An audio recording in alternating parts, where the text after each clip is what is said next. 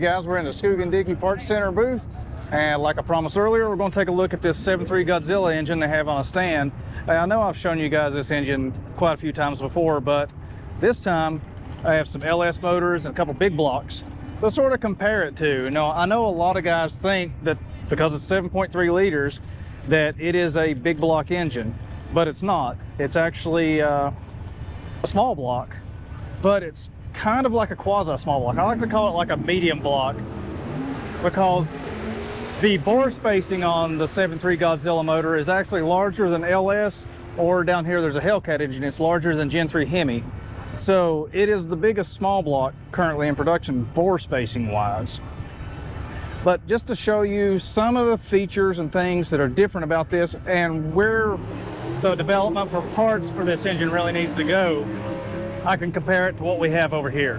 So one of the things that you're going to notice first off is how sculpted and scalloped out these cylinder heads are versus what you're used to seeing on LS.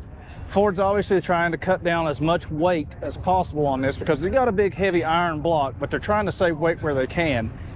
The other thing you'll notice is the valley here, very deep, and on this truck motor, it's just taken up by a big block of foam, and you got your intake manifold sitting basically level across this plane where we have the intake runners kicking up.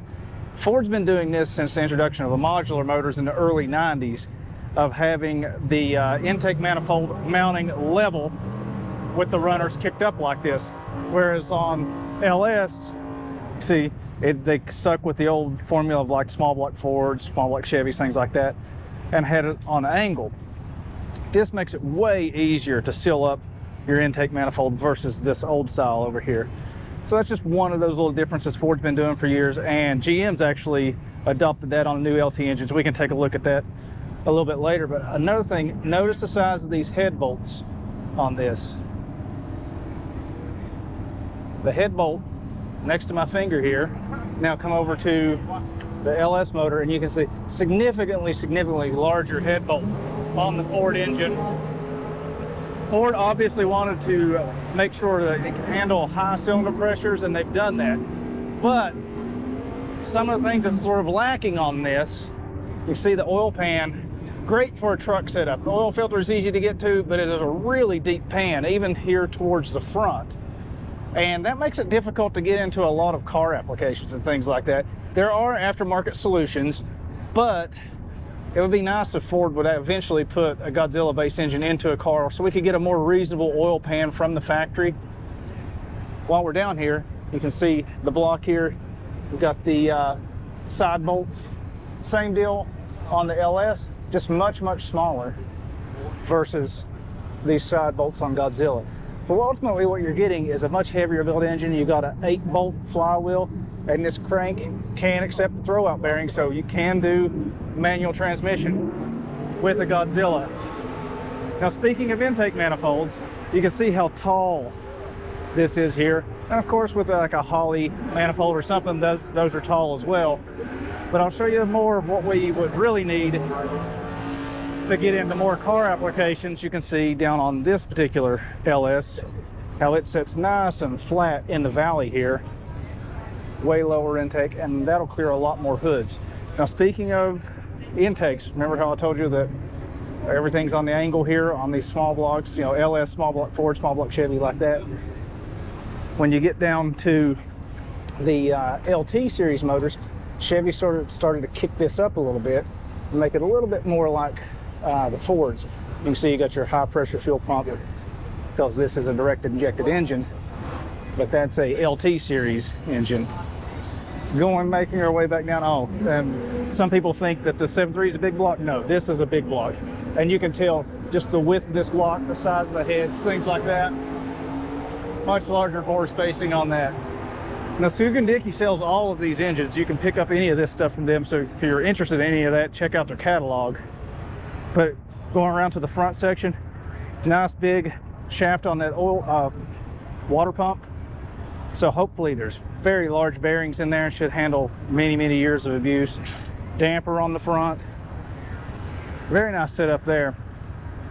This is, I think, is going to be one of the holdups on getting some really cool manifolds though is the water neck here in the block, and this tube coming up here.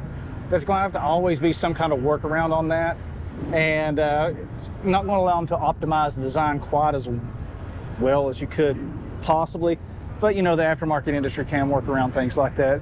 Of course, you don't have to deal with that on LS because they're coming right out of the water pump.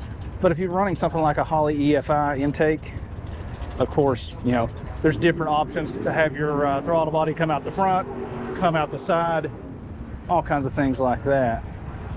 One of the other things I'm really happy to see about versus early modular stuff is check out the size of these exhaust manifold studs. You're probably not going to have to worry about breaking these off and getting exhaust leaks like we did with the older stuff.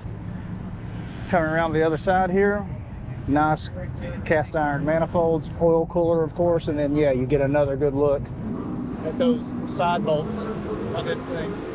Very heavy build engine, and I just really like having this LS here to compare it to, because you can see much smaller crossbones, much smaller head bolts. Of course, you know, that versus that, you're talking about 20% larger. And of course, the solution for that is move over here to an ARP stud. And of course, you can see here too, they're using much smaller hardware on the manifolds as well. So just a heavy built design, of course, coming from its truck built nature from Ford. You know, this is currently only available in Super Duty, E-Series vans, cutaway chassis, things like that. So this is a heavy industrial built engine. Port fuel injection, of course, no direct injection on this yet. But if you look at it closely and you've seen the cylinder heads and stuff, this thing was obviously designed with the ability to convert it to direct injection sometime in the future by Ford with that in mind. So I have a feeling, you know, maybe 5-10 years from now, we'll be seeing direct injected Godzilla motors. But till then, hope you guys enjoyed getting a look at this. If you're interested in buying one of these or any of these LS motors for whatever reason, or a big block, or even we've got one more we can take a look at down here to show you sort of where it all started. Most of these have Pro Chargers on them, but old school small block Chevy stuff. I know a lot of guys still really like to run these. I had a couple of them in boats. The motors were always fine. It was just all the other marinized equipment around it went to crap. But this is a pretty neat engine. Took old school small block Chevy with modern fuel injection, and it works out well. The biggest advantage, at least I believe, with the LS stuff versus the old school stuff, and this holds true for the old school Ford pushrod stuff as well versus the new stuff, to me, is sealing. Like all the gaskets on these, you got your multi-layer steel gaskets and molded O-rings on everything versus, you know, having to goop RVT everywhere. That's the biggest advantage I see with all these modern engines, is everything just seals up much better. They don't leak, they don't burn oil, things like that. You get with the older school stuff, these have their own cool factor, but if you want to just turn a key and go, new is the way to go.